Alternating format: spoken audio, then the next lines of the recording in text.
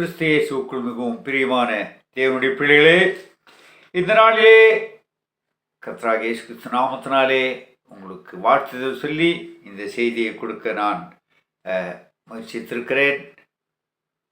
இந்த செய்தி புறஜாதிகளுக்கு அல்ல, பெயர் கிறிஸ்தவர்களுக்கு அல்ல.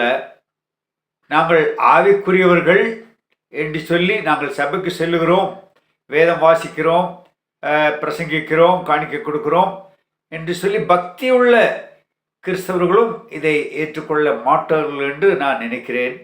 காரணம், பவுல் அப்போஸ்தலன் கொலோசியர் 1ஆம் அதிகாரத்திலே 28ஆம் வசனத்திலே ஒரு வார்த்தையை இப்படியாக குறிப்பிடுகிறார்.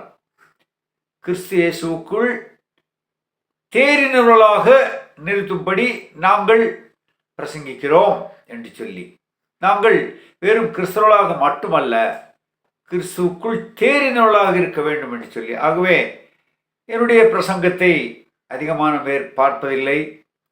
காரணம், அது அவர்களுக்கு கஷ்டமாக இருக்கிறது. காரணம், நம்மை பற்றியே சொல்கிறாரே என்று சொல்லி. உண்மையாகவே அப்படித்தான் சொல்ல வேண்டும். பிறரை பற்றி நாம் சொல்லுவது அல்லது ஆண்டவரை பற்றியே மகிமைப்படுத்தி கொண்டே இருப்பது. அவர் சொல்லுகிறார், உங்கள் உள்ளத்திலே நான் வாசமாக விரும்புகிறேன், உங்கள் இதயத்தை சுத்திகரியுங்கள் என்று சொல்லி ஏசாயா தீர்க்கதரிசியின் மூலமாக நமக்கு சொல்லப்பட்டிருக்கிறது. இன்னும் அதிகமான வார்த்தைகளை நாம் வாசிக்கலாம். ஆகவே நம்மை நாம் ஆராய்ந்து பார்க்க வேண்டும் என்றுதான் வேதம் போதிக்கிறது. அருமையான தேவ பிள்ளைகளே, இங்கே சங்கீத புஸ்தகத்திலே தாவீது இப்படியாக ஜெபிக்கிறார் பாருங்க. சங்கீதம் 19:12. தன் பிழைகளை உணர்கிறவன் யார்? மறைவான குற்றங்களுக்கு என்னை நீங்களாக்கும். பாருங்க, தன் பிழைகள்.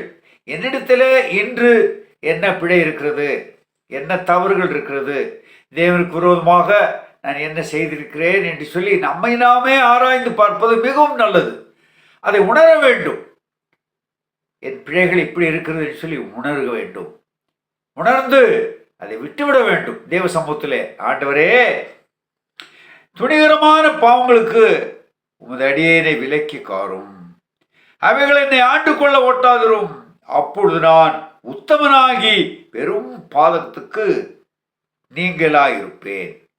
நான் உத்தமனாக வாழ விரும்புகிறேன், பெரும் பாவத்திற்கு நீங்களாக இருப்பேன் என்று சொல்லி இங்கே நாம் வாசிக்கிறோம்.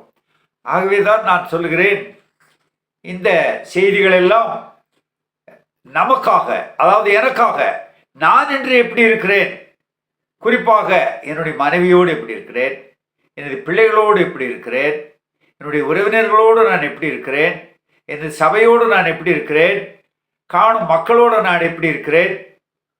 ஒருவர் எல்லாம் நல்லவர் என்றோ, இவர் சரியானவர் என்றோ, இவர் சரியான கிறிஸ்தவர் என்றோ சொல்ல மாட்டார்கள். அதிலே குற்றம் கண்டுபிடிக்கிற மக்கள் இருக்கத்தான் இந்த உலகத்திலே செய்கிறார்கள். ஆனால் அவர்களுக்கு மத்தியிலே கோணலும் மாறுபாடுமான இந்த சந்ததி மத்தியிலே நாம் உண்மையான கிறிஸ்தவர்களாக இருக்க வேண்டும் என்று சொல்லிதான் இப்படிப்பட்ட செய்திகளை நாம் கொடுக்க வேண்டிய ஒரு சூழ்நிலையிலே உணர்த்தப்படுகிறேன். அருமையான தேவ பிள்ளைகளே, இங்கே நான் வேதத்தில் மீண்டுமாக வாசிக்கும் பொழுது மத்தேயு அந்த 13ஆம் அதிகாரத்திலே 9வது வசனத்தை ஆண்டவர் இப்படியாக பல இடங்களிலே சொல்லியிருந்தாலும் இதை சொல்லுகிறார் பாருங்க. கேட்கிறதற்கு காதுள்ளவன் கேட்க கடவன். அப்படி என்றால் எல்லாருக்கும் காது இருக்கிறது, எல்லாரும் கேட்கிறோம். இந்த சத்திய வசனத்தை கேட்பவர்கள் மட்டும் கேட்பார்கள். தங்களை பற்றி உணர்கிறவர்கள் கேட்பார்கள்.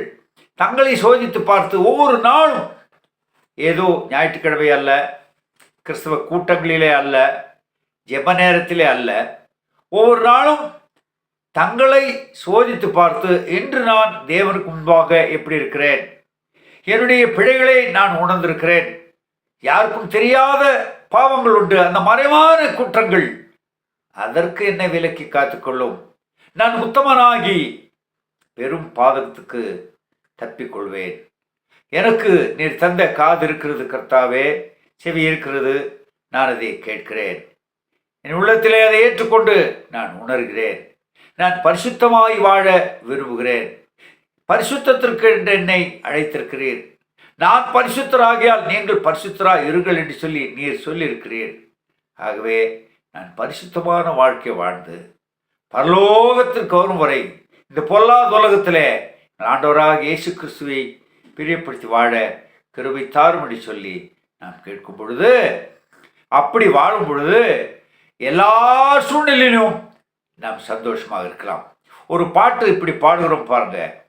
எந்த சூழ்நிலையும் அவர் அன்பில் நின்று என்னை பிரிக்காது காத்து கொள்வார். என்னை நம்பியவர் தந்த பொறுப்பதனை அவர் வரும் வரை காத்து கொள்வேன். என்ன பொறுப்பு கொடுத்திருக்கிறார்? ரட்சிப்பு. அவர் தந்த ரட்சிப்பை அவர் வரும் வரை நாம் காக்க வேண்டும் என்றால் பரிசுத்தமாய் வாழ வேண்டும். அவரோடு இணைந்து வாழ வேண்டும். அவர் நம்மோடு, நாம் அவரோடு. கிறிஸ்து இயேசுவுக்குள் ஐக்கியமாக அழைத்த தேவன் உண்மையுள்ளவர். அவரோடு நாம் ஐக்கியமாக இருக்க அழைக்கப்பட்டிருக்கிறோம். அப்படி இருந்தால் எந்த நேரத்திலும் நம்முடைய பாடல்கள் பொய்யாகாது. நம்முடைய ஒருவேளை துக்கம் இருந்து கொண்டு சந்தோஷமாக இருந்து சொல்லி பாடலாம். எல்லா சூழ்நிலை மோசமாக இருந்தாலும் கூட நாம் ஏமாற்றி மாய்மாலமாக பாடலாம். பாட்டு நேரத்தில் அந்த மகிழ்ச்சி இருக்குமானால் அது தொடர்ந்து இருக்காது. ஆனால் இப்படி நாம் கர்த்தருக்கு பிரியமாய் வாழ்ந்தால் நம்முடைய பாடலும் கேட்டு தேவன் மகிமைப்படுவார். நம்முடைய வார்த்தைகளால் தேவன் மகிமைப்படுவார். நம்முடைய வாழ்க்கையால் தேவன் மகிமைப்படுவார். அப்படிப்பட்ட வாழ்க்கை வாழ தேவன் தாமே கிருபை செய்வாராக. ஆமென். தேவனுக்கு சித்தமானால் நாளைய தினத்திலே புதிய செய்தியோடு நாம் சந்திப்போம்.